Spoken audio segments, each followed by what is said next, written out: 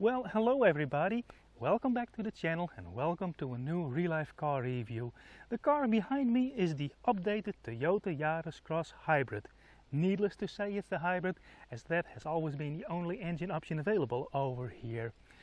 The news is now the Yaris Cross is available with the 130 horsepower hybrid, just as the regular Yaris. But that's not the only news. Toyota also updated and upgraded other parts of this car. And in this real-life car review I want to show you what these updates are all about. Let's get started by having a quick peek at the exterior. So how can you tell that this is an updated version of the Yaris Cross? Well, knowing that this always is a hybrid, you look at the badge, you can now see that those blue lines in the badge are gone. Another giveaway is this color combination. This is a launch edition and it's a new top trim level next to the GR Sport, and this comes with this very nice color. It's called Urban Khaki. It's only available on the launch edition and it always comes with those nice 18-inch wheels. And on a side note, those wheels are wrapped in Falcon tires, and it's the first time that I see Falcon tires as OEM fitment, but I must say those fit the car really well, especially when you look at the noise characteristics. Very quiet tires. Another giveaway that this is an updated version is in the back, so let's have a quick peek at the back of the car. On the rear of the car there is one dead giveaway that this is a hybrid, and that's the new HEV badge that replaces the old hybrid badge we've seen on a lot of Toyotas. This is something Toyota does on all new models. It's either an HEV or a PHEV if you have a hybrid. But for the rest, no big changes over here. Now, before I entirely open the hood, I want to show you this bracket over here. The hood latch mechanism of this car is at the same height as the Yaris, but the front end of the Yaris Cross is significantly higher. So they had to overcome about 15 centimeters in height, and they made this bracket under here, which is not the nicest solution if you ask me. For drivers and owners of this car it won't be much of a problem, but if you're a Toyota mechanic and you have to work under the hood of those cars, you really have to look out for those things. You can hit it on a daily basis, I would say. So here it is, the 130 horsepower version of the hybrid powertrain. The 116 horsepower version is also available. That engine has, or that drivetrain has 141 Newton meters of torque. But if you opt for the 130 horsepower version, you get 185 Newton meters of torque. Well, how did Toyota achieve that? Well, they worked on both motor generator 1 and 2, leading to more torque throughout the entire rev range and more power, and a very small power band in the top end of the rev range. And also the power control unit you see over here has been upgraded to supply extra electricity for that. That's not the only change that Toyota made to this drivetrain for the Yaris Cross, and I'm not sure if it's only the Yaris Cross, but they added a resonator to change the sound of the engine so it's more pleasant to the ear, because I must say in the 116 horsepower version, or the pre-update version, under hard acceleration the engine noise could be a bit intrusive. It wasn't all too pleasant to the ear. So they added a resonator. The engine mounts are changed. The large engine mount on the left hand side has a new damper in there. And another thing that Toyota did to work on engine noises is they added an extra layer of noise insulation on the inside of the firewall, which now has 3 layers. And they also made the noise insulation in the engine bay, so under the hood and on the back there against the firewall, that's also thicker. Another thing that Toyota did to make the car more quiet is that they used thicker glass for the windscreen and the side windows of this car. So we're losing daylight here, so let's have a quick peek in the cargo area and then have a peek to the updates in the interior.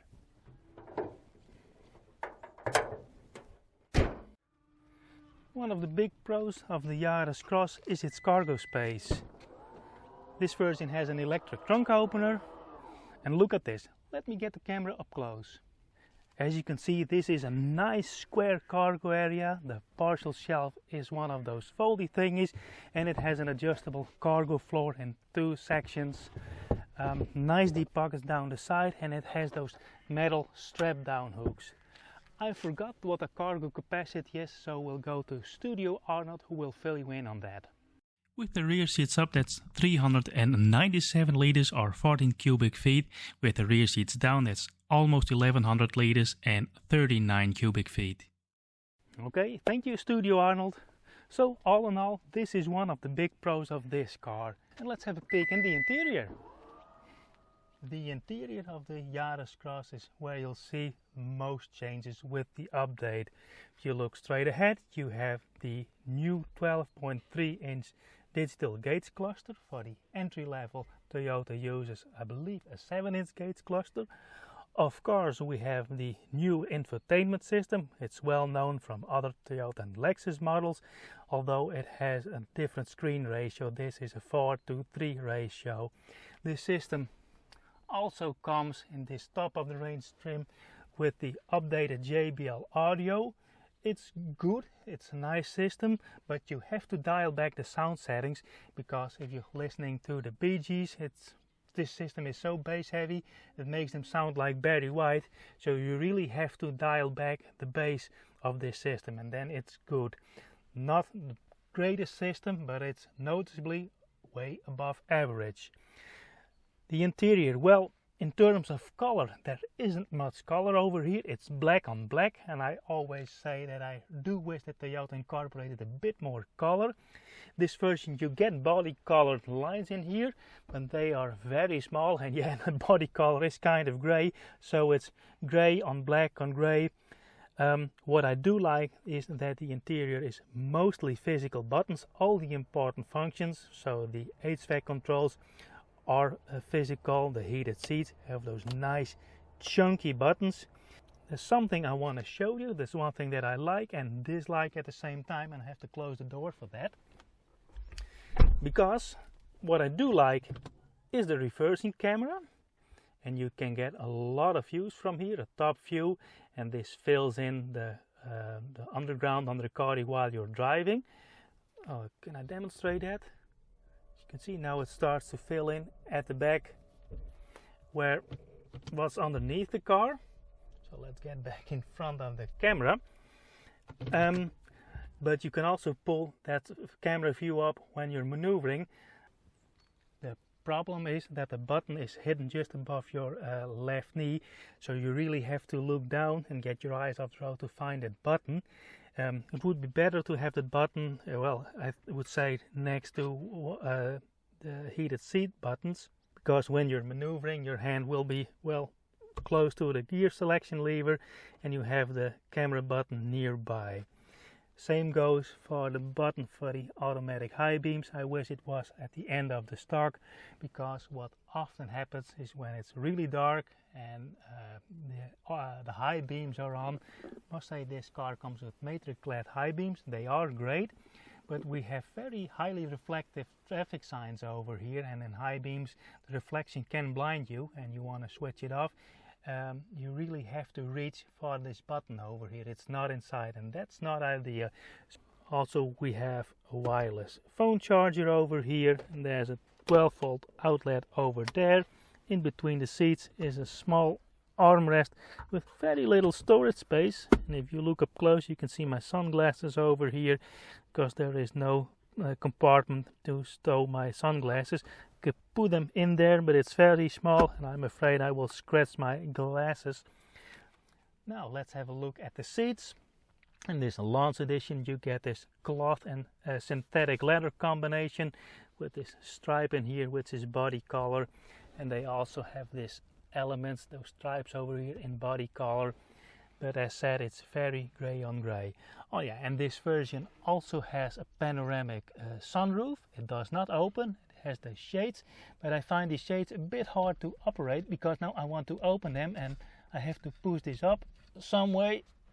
Push, I have to push on the front, then it opens up.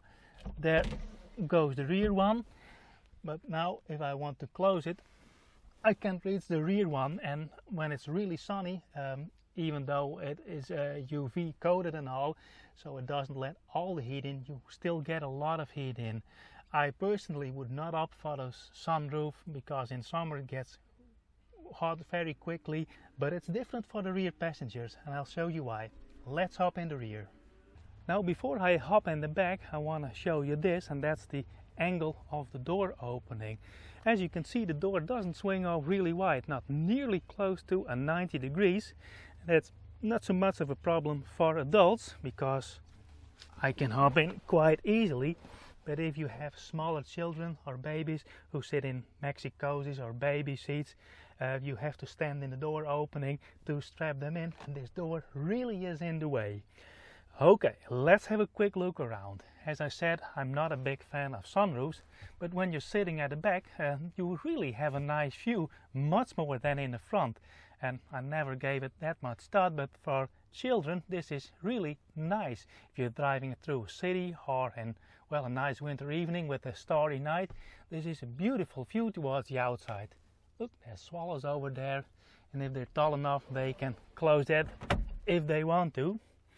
Okay, well, looking for the creature comforts over here in the rear, there are none. There are no chargers, there is no vent. There is, however, a center armrest, which is also an opening to the cargo space where you have two cup holders. That's basically it. But if you look at the seating comfort, I'm quite happy with this. I have seated quite firmly, I must say. I can stow my feet under the driver's seat, which is currently in my driving position. I have plenty of leg room, and despite the panoramic roof, I also have enough headroom. And the seating comfort, the angle of the seat back is also very nice. Let's do a quick window test. And yes, the view towards the outside is great. The windows aren't that tall. The opening part of the window isn't that tall. But view towards the outside, even for smaller children, is also very good. At least it's much better than in the Toyota CHR. So if you're looking for a family car, you want a Toyota Hybrid, and you can choose between the CHR and the Yaris Cross, I would recommend the Yaris Cross. Let's go for a drive. And off we go for a quick test drive. The difference between the GR Sport Yaris Cross that I tested earlier and this one aren't really this big, so I only want to go over the largest changes that come with the update and the upgrade of the Yaris Cross. Hi guys. Well, when you listen and when you drive the pre-update and this updated version back to back, you can really tell that this car is quieter. Must say that the older Hybrid 115 wasn't really a super noisy car. At least it didn't feel like that to me. I drove that car with great pleasure, but this car is noticeably more quiet. And if you drive the pre-update and the update back to back, that's where you really can tell the difference. One of the biggest changes is the engine noise. As I pointed out, Toyota made changes to the intake ducts and all, with a resonator in there and noise insulation in the firewall to make this car much more quiet, and that really had an effect because the pre-update version had a really intrusive noise under hard acceleration. Let me floor it. This is full throttle right now, car gains speed, and it isn't that intrusive to listen to. Oh, and also, of course, this car now has an overspeed warning, but I noticed that it doesn't have a driver attention monitor, which I find is quite surprising. I thought it was mandatory, but anyway, I drove off just a minute ago. I forgot to put it off, and it's nice to know that you can put those systems off on the fly. In the previous Real Life Car review, I reviewed the GR Sport version of the Yaris Cross, and that version has changes to the bodywork for more structural torsional rigidity, and there have been changes made to the suspension. This car is the normal version. The GR Sport really did lean toward the sportier side, but not with too much compromises to the comfort. You can tell that this regular suspension setup is more comfortable. It's on the sportier side of things, but overall the comfort of this car is really good. One thing that I want to point out, which I like really much about this car, is the suspension of the rear axle. noticed in recent tests that the rear axle, especially the rebound in modern cars, and with that especially EVs, can be really harsh. When you go over the bump in the rebound, the rear axle just jumps up, and it can jump up that hard that it can lift the rear tires off the road surface, but not in this car. This car has a very basic rear axle. It's a torsion beam rear axle, and when you go over speed bumps or larger speed bumps or go through a pothole, there's really a lot of suspension comfort in the rear axle. And this week I drove with four adults in this car, me and 3 adult passengers, and the suspension comfort was really good. And that's something that I didn't expect of a car of this size. That really stands out for me. And in that respect, I would choose the regular version over the GR Sport version. So that's a car that I would recommend if you regularly drive with passengers in the car. So we're on the highway, and now I want to discuss the benefits of the 130 horsepower drivetrain for this Yaris Cross. As I mentioned in the under the hood segment, in the regular Yaris you really didn't feel the difference between the 150 and 130 horsepower until you got onto the highway. But it's completely different in the Yaris Cross. In this car I can feel under all driving circumstances, under all driving speeds, that this car has much more torque. And I think it has something to do with the slightly larger dimensions and weight, and especially the coefficient of drag of this car. It didn't feel underpowered with a 115 horsepower hybrid, but yeah, this car now feels much smoother, easier and more effortless to drive. The engine doesn't have to work that hard. Overall the car is much quieter, not only thanks to the added noise insulation, but also due to the fact that this engine has much more power overall, and that's a bigger improvement for the Yaris Cross than it is for the regular Yaris. So those are my driving impressions. It's sundown already. Let's quickly head out to the middle of nowhere for my final thoughts. So folks, sundown already happened and I tried to catch the last of daylight here, so I'll try to make this quick and I hope you can still see me. Anyway, should you buy a Toyota Yaris Cross Hybrid? And which version should you buy? Well, if you're the owner of a current pre-update version, I personally will not run to the Toyota dealership and buy a new one for the improvements. The improvements are very noticeable, they are very good, they really improve the car, but I don't think it justifies buying a new car and spending the money on a new car. But it's your money and it's your choice, so do with that what you want. Now then there's the question, should you buy the 115 version, which is still available, or this 130 horsepower version? Well, I would say if you're a non-regular driver, if you drive your car a few times a month, maybe a few times per week, I think you're pretty good with a 150 horsepower version. It also benefits from all the improvements to the infotainment and the noise insulation, and I think you'll be pretty happy with that. However, if you're a regular driver, if you drive your car on a daily or almost a daily basis, if you do a lot of highway driving, I think you should opt for the 130 horsepower version. As I said in the driving segment, the Yaris Cross, more than a regular Yaris, benefits from the added horsepower, added torque. So if you're really going to go for that, yeah, you always should buy the 130 horsepower. And also if you want to get one of the upper trim levels, you'll also get the 130 horsepower, because that's the only engine option for the upper trim levels. Then you have the choice between the GR Sport and the other versions with the regular suspension. I have driven the GR Sport version of this car some time ago. I was pleasantly surprised by that car, how it handles. It really leaned toward the sportier side, but now I have driven this version with a regular suspension. I personally would go for this car, especially if you drive with passengers a lot. I am pleasantly surprised by the suspension comfort in this car. And coming to think of it, some time ago I drove the Toyota CHR. I'll leave the link up here. And if I were to choose between the CHR and the Toyota Yaris, I would pick this car for my family situation with a family of 4 and 2 kiddos of 17 and 14, because the rear passenger space in this car is so much better than a CHR, and also the cargo space is really good. So those are my final thoughts on the updated Toyota Yaris Cross Hybrid. And I want to wrap up this real life car review before it gets dark.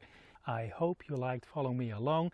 If you did, please let me know by subscribing to my channel, give me a like, and if you have any questions or constructive feedback, let me know down below in the comment section. Also, if you want to help support the channel, you can do so by buying me a coffee. For now, I'd like to thank you for watching, and I hope to see you on the next one. Bye!